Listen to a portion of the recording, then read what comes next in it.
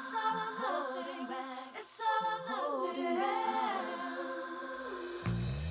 Hi, I'm Jamie Otis, and tonight on Married at First Sight Unfiltered, I sit down with the couples and ask the tough questions. We'll get into the ups and downs, for better or worse, and find out what it was really like to marry a complete stranger. It's all or nothing. It's all or nothing. Many people associate honeymoon with sex. Any expectations for your honeymoon? I was so attracted to Tom at the wedding, so I knew it was gonna happen. I didn't know if it would happen on the honeymoon or when it would happen, but yeah, I think usually in a honeymoon, that's what you think of. Like, you're celebrating your marriage. You're gonna probably be like little rabbits the whole time. But I didn't have any expectation of it, and it was something that really grew. It kind of naturally happened. I think emotional intimacy comes way before should. It doesn't necessarily, but it should come before you actually have sex, in my opinion. So you guys, is it safe to say you guys didn't consummate your marriage on your honeymoon?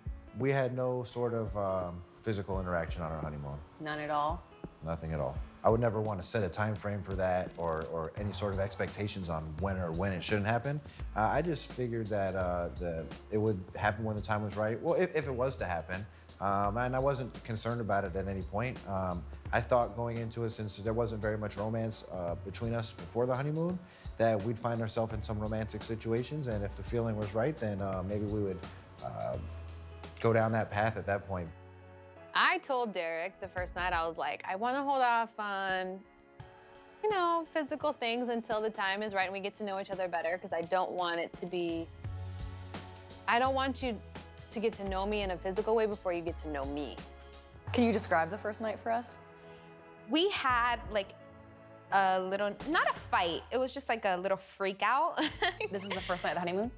No, this was like the second or third night of the honeymoon. And I start crying, and we're in the hot tub, and he's like, "What's wrong?" And I'm like, I don't know if I can do this. I'm scared. Like, what if everything just goes terrible and it doesn't work out and we're getting along so well right now? And him being so comforting and being there for me, I felt so comfortable. And then like afterwards it kind of developed and we had our first night together. Was it, because people always ask me what was the first night like, and I'm like, guys, I mean, it wasn't all rainbows and butterflies, but was it all rainbows and butterflies for you? It actually was. Yeah, it was really great. I was very happy. I was very, very happy. What would Sonia say is her favorite part of your body? Back and shoulders, I think, is her go-to. I like his back, his shoulders. Ding, ding, ding. You win the prize. And she thinks I don't pay attention. What would Nick say is their favorite part of your body? I'm gonna go with my smile. I like Sonia's, I don't know how to say them politely, but assets, that's the word I'm looking for. As in assets, as in her assets? Yeah, all conglomerate assets. Like all assets? Yeah. Gotcha. What will Tom say is his favorite part of your body? I think he would probably say either my eyes or my smile. My favorite part about Lily's body is her general curves. If you see her like in a bikini or something, she definitely has these voluptuous curves. And I'm just gonna say that I've seen you both now in a bikini on the beach, and I think you like her butt the most. I'm calling you out on it. I mean, yeah, and you're like, it's like looking at it, but yeah, she's got a beautiful hiney. Oh, he's being so sweet about it. I love her curves. Yeah. No, he loves your body. Yeah. Well, good, because he's always spanking it. Every time he walks past me, he's always like, bam, and I'm like, oh my God. Do you like that, or? Yeah, I do. Yeah. What do you think Lily would say her favorite part about your body is? Lily always tends to comment like my core, and she definitely likes the glute lines that go down, sort of like the paths to the trail of happiness. This really is getting sexy. So she comments that every now and then, but besides that, she's commented on my back, and you know, she says a very sexy back. I love his lips. Yeah? I love making out with him. That's a good sign. hey, even though things have been kind of rocky up to this point, we still have time to see why we were matched. Why can't we still enjoy this moment and this day? I was like, what is he like gonna die?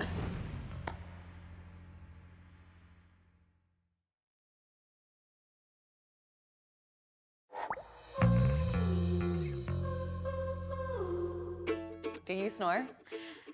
I don't think I snore unless I'm super tired. I think I'll maybe snore and sometimes I'll catch it, but I know Tom does snore. I think I snore more than Lily. Lily definitely will have like a position or something she's sleeping and it'll be like, and she wakes herself up and she's like, was I snoring? I'm like, nope, just the once. The wedding night, he snored a lot. It was loud. Heather alleges that I snore. I'll have to see the footage, I guess, to verify. Or I think Heather might make a little snoring noises occasionally as well. So. Does Nick snore?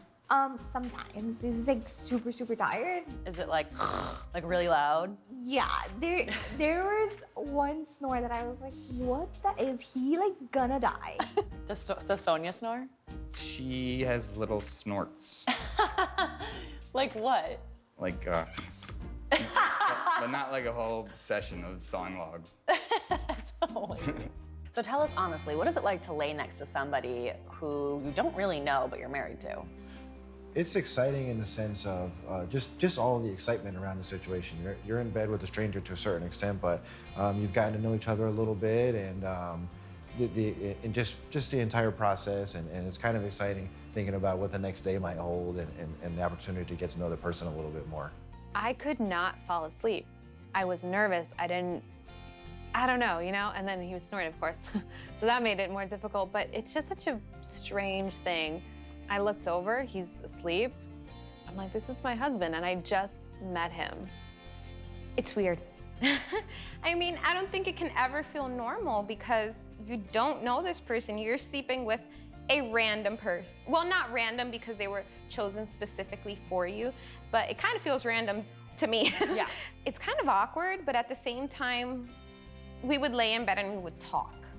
Yeah, I mean, while we're sleeping together during the, the honeymoon, it's not as awkward as I at all anticipated. So I think my quote for that was abnormally normal. What was the issue with the surfing? Well, when we got out of the water, I felt like she was being flirtatious with the surf instructor in front of me, and she reached out and like physically touched the man's bare chest in front of me. And to me, maybe I'm old-fashioned or whatnot. I know I wouldn't have reached out and touched the female's chest or the female instructor's chest. Well, it's a little different, but... I wouldn't have touched anybody's chest, male instructor, anybody. So, the thing about it was, to me, was that I took it as kind of disrespectful, or if not disrespectful, at least inconsiderate. So again, my thing was, hey, if I feel really strongly about something, I should approach her and bring it to her attention and let her know how I feel. And I think that a person who's in the show for the right reasons, regardless of what their intentions may have been, would have acknowledged the fact that it made me feel a certain way and taken responsibility for it. At the end of the honeymoon, what were you feeling? I think that towards the end of the honeymoon, it really showed through that we're in paradise. It's so beautiful. And yeah, we've had some rocky points, big disagreements. However, why can't we still enjoy this moment and this day and be present for that? Towards the end of the honeymoon, I was feeling a lot of disappointment and frustration. The last night of the honeymoon, even at that point, I went out of my way to really try to let Heather know that, hey, even though things have been kind of rocky up to this point, we still have time to see why we were matched, to further explore the good moments that we had and the good qualities that we share. And I was just met with the cold shoulder and just coming to the realization that, wow, this thing that I've been so excited for and put so much into seems to be kind of falling apart. The honeymoon was totally up and down, lots of rocky points. But ultimately, in this type of scenario, we're in a beautiful place. This is an opportunity for us to get to know each other, and at the very least, we just need to have a good time, and I think that showed towards the end. Thanks for watching Unfiltered, the only show that takes you inside the journey of marrying a complete stranger on national television. We hope you enjoyed the show. Don't miss another brand new episode of Married at First Sight next week, right here in FYI.